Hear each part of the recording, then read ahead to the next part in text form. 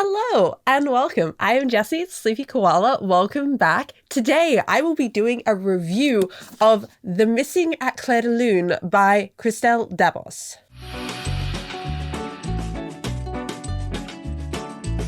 The Missing at Clairdelune is the second book in the Mirrorvisitor series, my latest obsession. Seriously, I have really fallen for this series, hence why I'm doing reviews on them now. It follows Ophelia on her journey at the pole, where she is integrating herself into the court and trying to find her place before her upcoming marriage to her fiancé Thorn. In this book, there is a mystery, as you could probably guess from the title, where people are going missing from Clairdelune, the ambassador's house that acts as the gateway to the family spirit's tower. It is meant to be the most secure place in the entire arc. And yet, there are people and they are going missing. So clearly something is going on. I adored this book. This book is really where my obsession with this series started. Like, definitely book 3 solidified everything, but this is where it started. Book 1 was fine and I did really like the second half of it, but it just hadn't gripped me in the way that this book did, particularly in the characters and the relationships in this book. It's just done so well, and it just stole my heart away. And now I just cannot stop thinking about it and just want to keep reading it. And I finished this one yesterday and I'm going to shortly be starting the next one on my reread so I can do a review of that one as well, just because I'm not ready to leave this world yet. As you can see, I went through and did all of my tabs on my reread so I could easily find all the spots that were relevant, and there were quite a few things that I tabbed. They fall largely into the category of relationships. That is the biggest thing in this book that jumps out to me. That and also characters. There is a little bit of plot, there's a little bit of world building, and then there is a little bit of overarching series, which does all kind of fall onto the character of Farouk. So when I talk about his character, I will be going into full spoilers for the entire series, but otherwise the rest of this review will only be for this book and maybe references to the first book. But otherwise there won't be any other spoilers for the rest of this series during this review or this deep dive. I probably can't call these reviews with how long they end up being. I mostly just want to blab about the books in details, so I guess call it a deep dive is probably a little bit more accurate. I don't know, maybe someone could consider this a review as well. It's just a very long-winded review is that. First up, let's talk relationships, and the biggest and most centralized relationship in this entire series, and definitely in this book, is Thorn and Ophelia. And it makes sense. They are the lead couple. And I think their relationship is fascinating and it's done so well. This book really shows that it doesn't matter if you love someone. That doesn't mean things work. That doesn't mean that things are going to click together just because someone is in love with someone else. And by the end of this book, it seems like Ophelia might be starting to return some of those feelings, but it doesn't fix anything. Nothing in this book says that they're about to get there happily ever after, just because Ophelia seems to maybe be getting feelings for Thorn as well. And even that, it's a big maybe. We really don't know, considering where this book goes in terms of their relationship. Hell, the actual story does not take place over a very long time period. It's only about 24 hours from the point that Ophelia is called back into the court by Farouk to try and find the Missing at Clairdelune. And yet those 24 hours make such a big impact on their relationship. But she hasn't suddenly fallen in love with him over that time. Hell, she slaps him during that because he kisses her and she is not okay with that. But yet by the end of that 24 hours, she is so much more conflicted. And I think that those feelings have been there growing inside of her for a while. It's just she doesn't know how to express them and doesn't know how to think of them. And it's all so tied up in Ophelia's place at the court and the fact that she just doesn't want to be there, that she misses her old life. And that's another big thing about this book. It's Ophelia realizing that actually maybe she's outgrown Anima and maybe outgrown the family life that she had there. And she is better placed being at the pole with Thorn and being by his side. And she gets to that realization by the end of the book, and she doesn't want to leave. Hence why she goes through with the entire thing of actually pushing through their marriage and getting married to him. The other thing that I really love about their relationship dynamic in this book is just how unequal the love is. Like, Thorn is besotted with her, and you can tell from the start of the book that he is besotted with her when he calls her brave for standing up to Farouk and standing up to himself as well. It's one of those funny things of life that the girl that seems to cause him the most headaches by being in the way, by doing things that he doesn't want, those are also the qualities that has taken Thorn's breath away about Ophelia. You might want to check the modem or router connections. Thanks, Google. Those are also the qualities that have taken his breath away in terms of who Ophelia is as a person. And those are the reasons that he has started to fall for her, is because she does stand up to him and she does cause him headaches. But nobody's done that for him in his life before. People have always either bullied him and treated him terrible, or he has had to stand up to them as the big bully, and then they just do as he wants. Ophelia is neither a bully to Thorn, nor is she someone who will just lie down and let him walk all over her. And this is intoxicating to him. And you can see that through these little scenes throughout the books where, like I said, he calls her brave, or she takes his breath away by saying something that no one else ever would have said to him. She throws him so off balance, and there's just this wonderful quote right at the end of the book where Thorn tries to explain this to Ophelia. "I believe neither in luck nor in destiny. I trust only the science of probabilities. I've studied mathematical statistics, combinatorial analysis, mass function, and random variables, and they have never held any surprises for me. You don't seem to fully grasp the destabilizing effect that someone like you can have on someone like me." Thorn seems to be very aware of just how much Ophelia affects him, and he just doesn't know how to deal with it. He's never had to deal with this before. It's very clear that Thorn has never had a romantic interest that he has really had to interact with before, and he just does not know how to deal with someone who should be his equal when he doesn't have equals in his mind. And this is why he treats Ophelia so poorly, because he just doesn't understand how to do any better. And this is where their relationship is just so interesting to me, and goes back to what I was saying before about how love doesn't solve things. Thorn loves Ophelia. Thorn treats Ophelia terribly because he doesn't trust Ophelia, and Ophelia doesn't trust him. And that lack of trust is what really matters in this situation. It doesn't really matter that he has those underlying feelings if he is not going to treat Ophelia as his equal and trust that she can take care of herself, or at least that she can make her own decisions. He is constantly controlling. He's always trying to take things out from under her. She has to fight tooth and nail to be involved in anything because he just wants to remove her from the equation. And when he finally makes a decision on how to go forward to stop her being hurt, he makes it on his own, irrespective of her feelings or of the consequences that might become her. Yet one of the great things about this book and about it having a mystery plot is that they're thrown together in this scenario where they have to work together. And Thorn is pissed. He is not pleased that Ophelia is involved in this at all. He just wants her to be kept to the side in a box nice and safe where he doesn't have to deal with her. And in a way, he's doing it to try and keep her safe by having her locked away somewhere else where she isn't involved, then she's not in danger. But he doesn't seem to grasp just how controlling that is.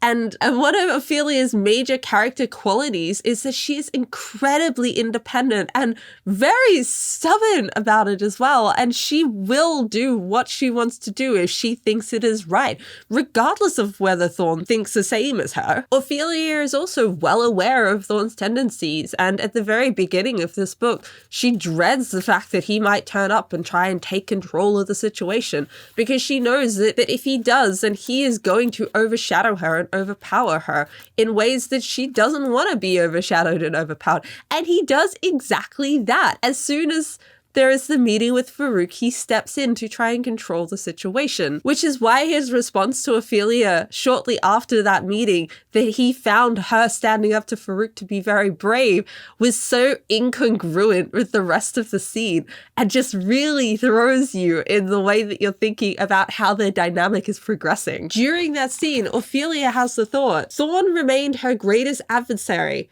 Because of him, the only image retained of her would be that of a woman cowering in her husband's shadow. At the beginning of this book, they are still rivals. They are still going up against each other at every point in time.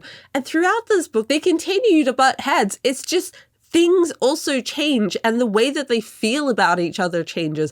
Ophelia stops seeing Thorn as just this man who is trying to control her and get in her way and starts to see more of the underlying reasons behind why he does what he does. When he destroys his contract with Farouk at the family estates, Ophelia figures it out immediately of what he's doing, even though what he's doing is disastrous for them. And Thorn is taking this decision on himself and deciding that this is the best way, regardless of what other people think.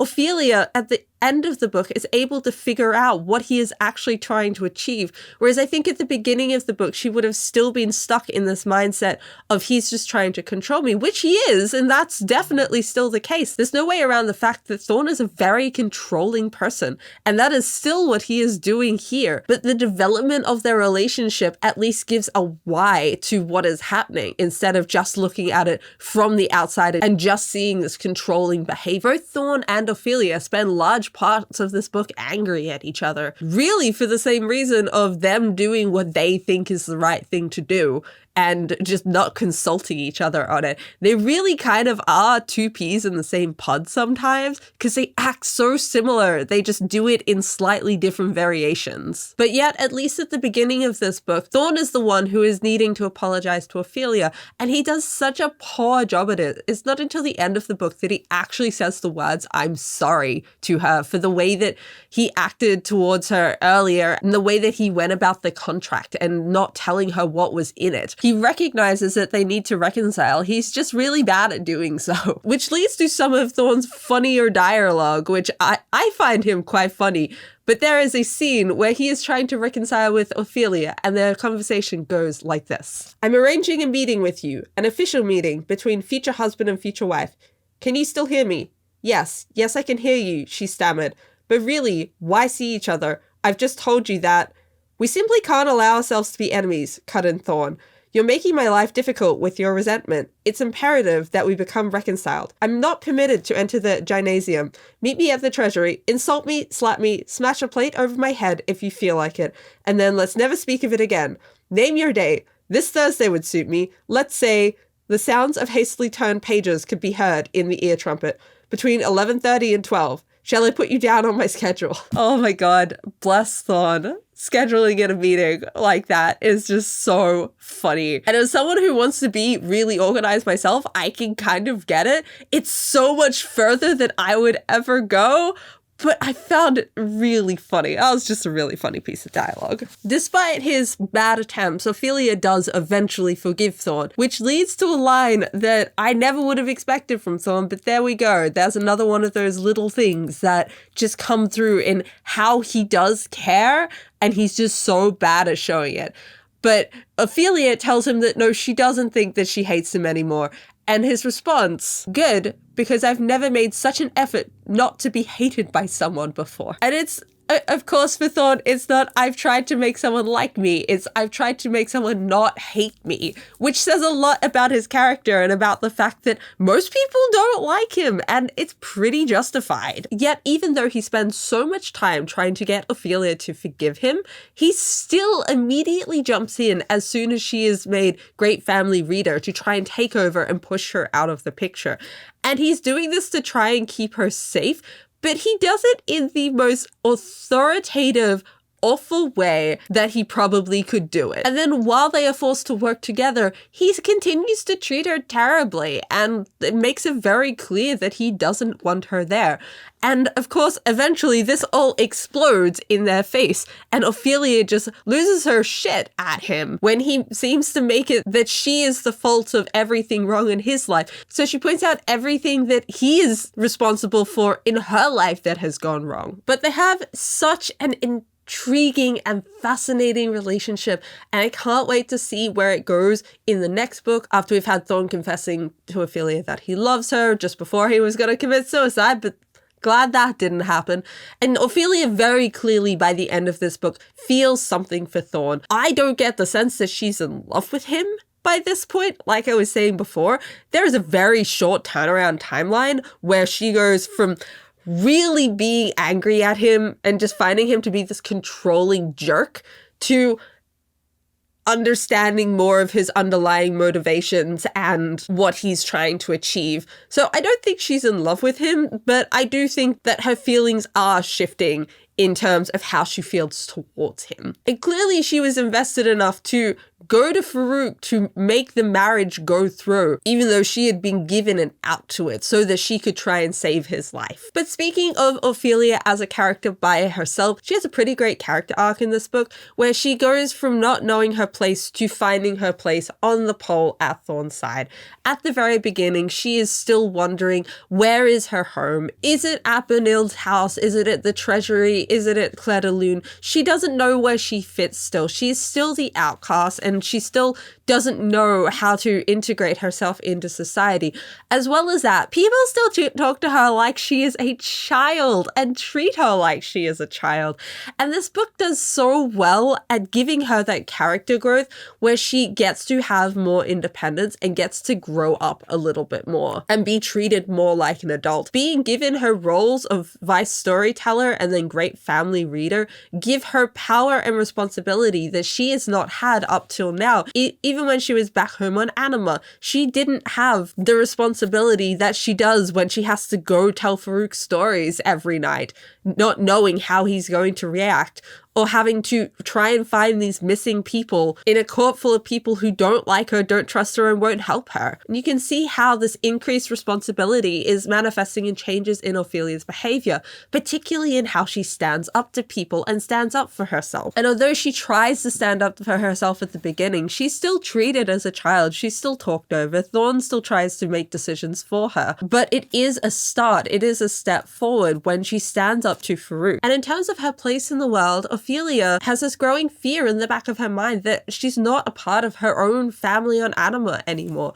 So when her family finally shows up and accepts her with open arms and treats her like one of their own as though nothing has happened, this is such a relief to her, because even if she doesn't know her place on the pole, she knows that she's still always got a family back on Anima who loves her and who still see her as part of the family despite her being a distance away. But along the way, Ophelia continues to stand up to different people throughout the book who before she might have just stepped back from and stayed quiet because that's who she is. She is a quiet, non-confrontational person. But she stands up to Farouk again as a storyteller where she tells the story of the doll even though he is telling her not to. She stands up to Patience when she's trying to have the seal removed from Archibald's room. She's outspoken when she's being given the role of great family reader, and she finally stands up to the reporter at the very end of the book where she goes back to the City Celeste to try and solve the mystery, and the reporter tries to stop her, and both her and her family all get in the way because they know that this is the right thing to do.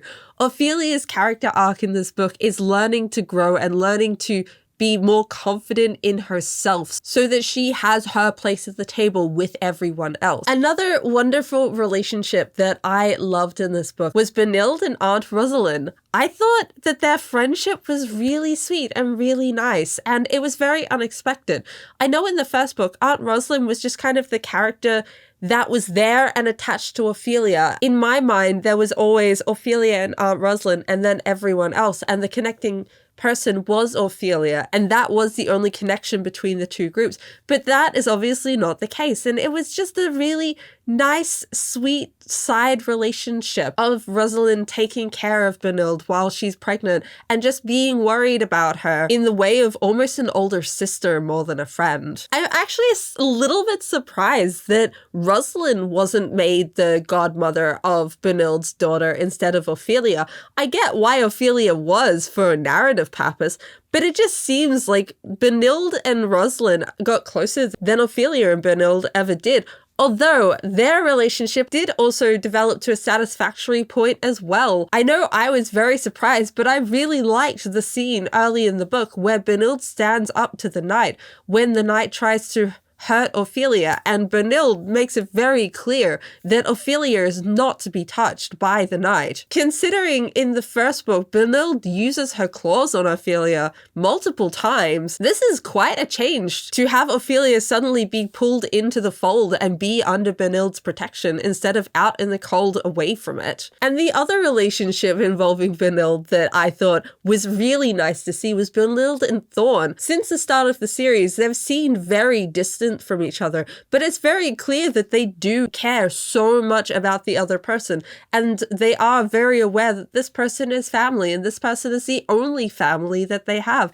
The fact that Thorn, of anyone in the world, drops an investigation because his aunt is giving birth and he needs to go and make sure that she is okay, that was such an incredibly powerful moment for Thorn in this book. And also for Benilde to be begging Ophelia to not abandon Thorn after Thorn has ripped up their contract so that they don't have to get married anymore. Benilde knows that Thorn needs Ophelia and she doesn't want to see Ophelia leave and for Thorn to fall apart. And I just loved the small moments of familiar love that were in this book, because I don't think we got all that much of it in the first book. It was much more tension and plotting and ploys, whereas this one we actually get to see some of those connections that are there. And to really cement that Ophelia has been pulled into the fold, Benilde offers to show Ophelia how to use her claws once she has gained them from her marriage with Thorn, which I thought was such a great moment, particularly because Benilde was someone who used her claws on Ophelia before in the first book. Okay, now that I have gone on about characters for a very, very, very long time,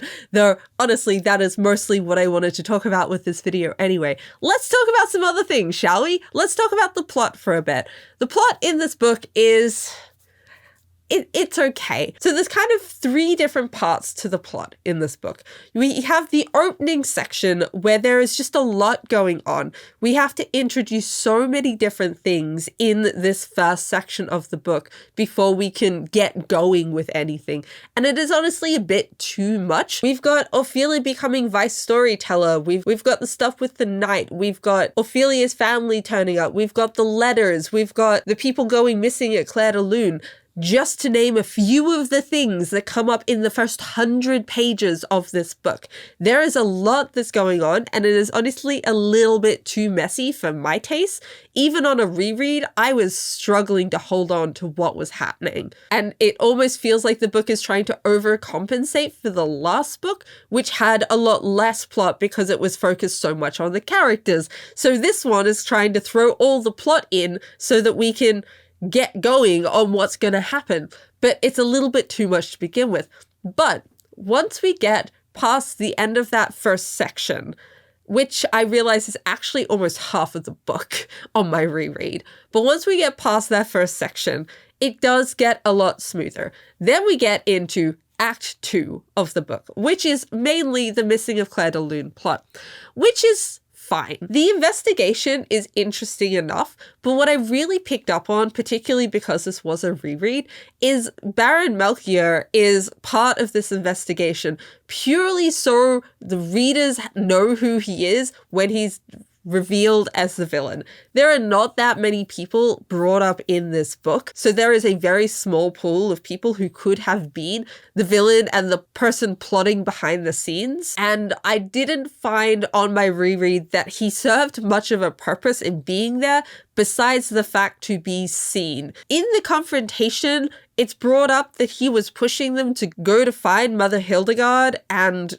go down that path with the investigation, but it really didn't feel like that while reading it. It didn't feel like he was pushing in any direction instead of just existing in the narrative. So when I got to the final reveal, I can't say I was super surprised or shocked or anything about who it was, because there was only so many people we could choose from, and he didn't have that much more of a point in the plot. So I wasn't surprised when it was Melchior in the end. That being said, I did like the setup that he wasn't actually trying to kill these people, and instead was just trying to keep them asleep until after the family estate so that they didn't affect things.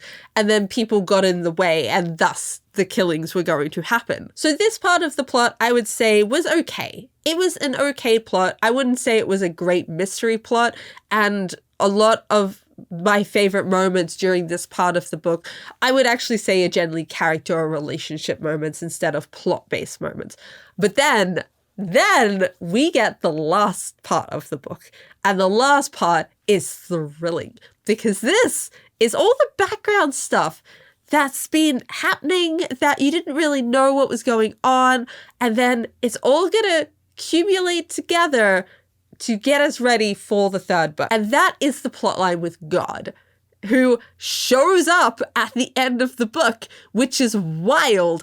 It's always so much fun when a God figure turns up in a book when you're not expecting them to be there, or you would expect them to be in a book further down the line, and then suddenly they're just there and you're going, okay, we're doing this now then. But I would say that it was more than just the bit where God turns up that makes the last bit good. Everything from Ophelia going to read the book and finally getting us the payoff for that plot point, to their marriage, to Thorn going to commit suicide, to God turning up, that was all very thrilling. You didn't know what was going to happen. It was all incredibly high stakes, and it was my favorite part of the entire book. The scene where God turns up was so memorable, and it was so clear that Thorn had had all of these plans to try and trigger some sort of meeting or interaction with God, and that's why he was doing all of this. And then he's so out of his depth. Just so very out of his depth. God wipes the floor with them in this book and really doesn't have to do much either to do so. So I think that that part of the storyline did so well at setting up God as an antagonist moving forward. But more than that, we get the other as well. And who is the other? And related to all of these dream sequences that Ophelia has been having throughout the book of someone in her mirror when she was a child. That is really intriguing. And I love how the narrative takes this one antagonist of God who then just casually introduces another one, and now we have two very big antagonists going into the third book that we have to deal with. And on top of that, we know that the other existing is what's causing the arcs to start collapsing as well. So there's this sense of urgency that this is a problem now and we have to deal with this problem now, and everything just feels tense and exciting. So exciting! One of the fun things on a reread as well with this book is now that you know who God is, you know about the vocal tics that they have, you can find them in the narrative, and it's really, really interesting to know where they turn up. Because, and this is the one that really got me, God is the person who saves Ophelia when she falls down the stairs, which is just very interesting to me because Melchior had hired the butler on God's behalf.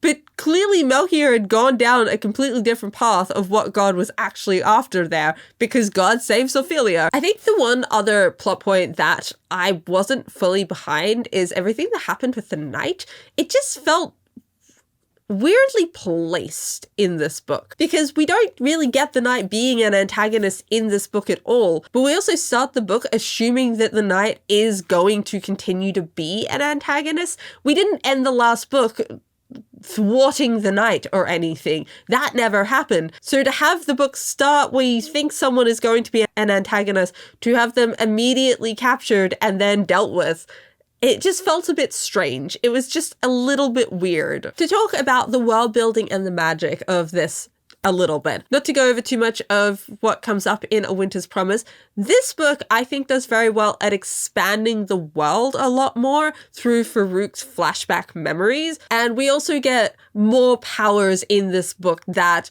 weren't mentioned in the first one. We get the invisibles turning invisible. We get the persuasions who can presumably persuade people, and the narcotics who can put people to sleep. We also get a very interesting way that illusions are used in this. And I find the way that the illusions are used in this fascinating, because this book confirms that all of Farouk's descendants, all of their powers work mind to mind.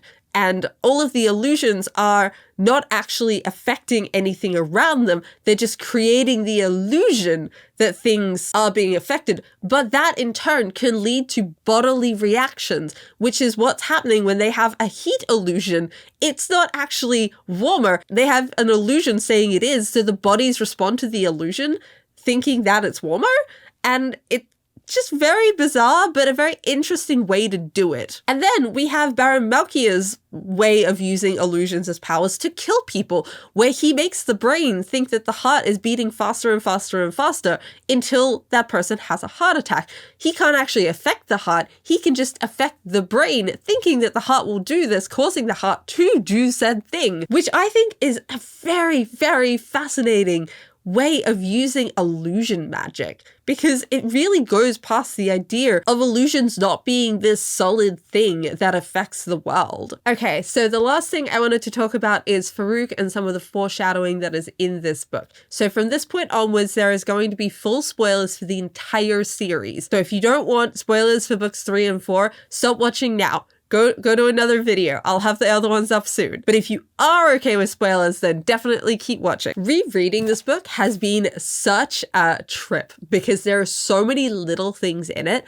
that point towards things from the next couple of books in terms of Ophelia and Eulea and the other that just you'd never pick up on a first read. But they're tiny small things, and God, did I really enjoy rereading them for them.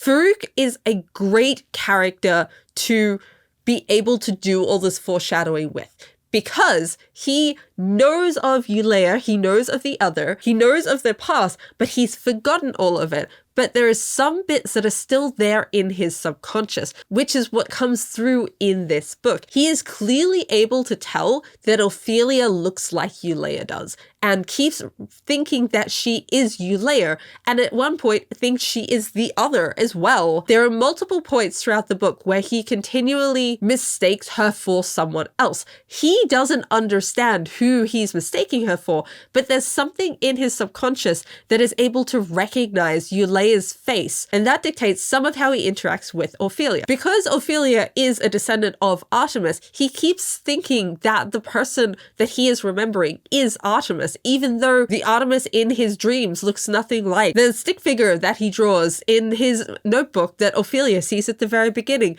who looks like Eulea. But he keeps thinking that it is Artemis because Ophelia is Artemis's descendant, so therefore she must look like Artemis, so therefore this person that he keeps thinking of must be Artemis. And Ophelia becomes little Artemis to him. One of the ways that he acts that I loved, that really jumped out to me on a reread, that just kind of blew my mind a little bit. And he makes Ophelia a vice storyteller. Eulea used to write children's books. She was a storyteller, and he clearly still remembers this connection between Eulea and storytelling, and thus makes Ophelia vice storyteller, a role that she is not suited for at all, but it's one that in his mind there is already that connection. And I loved that so much. I had found it a little bit bizarre the first time round. I was like, okay, vice storyteller, that's a choice, but now it makes so much more sense, and it's really, really cool. Another thing that he clearly still remembers between Eulea and his book is that she would always take the book and she would always scribble in it, regardless of her mood. And we get this as part of the fragment reminder that is told throughout the book, that something that God would do is God would write when he was angry, God would write when he was happy. And when Farouk confronts Ophelia outside of her reader's consultancy, he offers her the book, and Ophelia says no. And this is what clues him in at that point in time, that she is not the same person, that she's not Eulalia, and that she's not God, and she's not trying to take the book to change what's in it, because she turns it down, and God never turned it down. And that was another small thing that now that I know about everything that happened in the past with Eulalia and the different family spirits, this makes so much more sense. And it was such a cool little moment. Another cool little moment. And instead of thinking that Ophelia is Eulalia, this time Farouk is able to make the connection between Ophelia and the other instead. After Ophelia does the reading for Farouk of his book, he gets very, very angry and says to her, "Give me a reason not to kill you here and now. You stole my memory. You disposed me of myself. What am I to you?" To which Ophelia responds, "You're confusing me with someone else." It's so interesting that in the recesses of Farouk's memory, he is not only able to remember that Ophelia and Eulalia look the same, but also that the other looked the same as Eulalia when the other came through, and that the other was the one that ripped the books and stole the memories. There's so many little bits and pieces that you have to glue together to get the full picture there for Farouk to actually say that to Ophelia, that there's so many little things in the back of his mind that he doesn't remember, but are still there and that are still grasping for each other. And these moments were so cool to read, knowing everything in the future. So I really enjoyed all of these little bits of foreshadowing of what's going to happen and coming back to them and rereading them. I really enjoyed that. Well, that is everything, everybody. That is me ranting and raving about this book, The Missing at Clairdelune. I love this book. I highly recommend this series if you really like characters and relationships, if you really like court intrigue, if you like slow burn romances. This is a very, very good book series for you in that case. One other thing that I wanted to show just with this copy, this is the only copy that I have that has this. Books 3 and 4 are just blank on the inside. But on the inside covers of these, we have family trees for the two family spirits that we know of, Artemis and Farouk, and all of the different family powers that come out of these different family spirits. I really like those end pages. I kind of wish that the other books had them as well, even if they were the same ones, because they just look very pretty. Anyway, that is it from me, everyone. I gave this book a 4 stars. I'd probably drop it down to a 3.5 if I did half stars, just because of the plotting issues, but it gets rounded up in my brain because everything else was just so, so good. And the plotting stuff at the end with God is just so good. It's magnificent. I hope you have all enjoyed. If you have made it this far in the video, kudos to you. Leave a star emoji in the comments just because I'm really curious if anyone watches these all the way through, because I know that they are long. These are the types of deep dive videos that I wanted to do coming to YouTube. When I have a book that I love just so very, very much that all I want to do is talk about it and gush about it and just talk through all of my feelings and emotions. And I just wanted to do that on camera. And I've done that for a couple of other books. And that's what I love about these deep dive reviews that I've been doing, which really they're not reviews. They're just me going into way too much detail of things. But that's what I want to do, so that's how I'm going to do them. Like, comment, and subscribe. Click that notification bell so that you know when the next review for A Memory of Babel comes up, and I will see you all next time. Bye!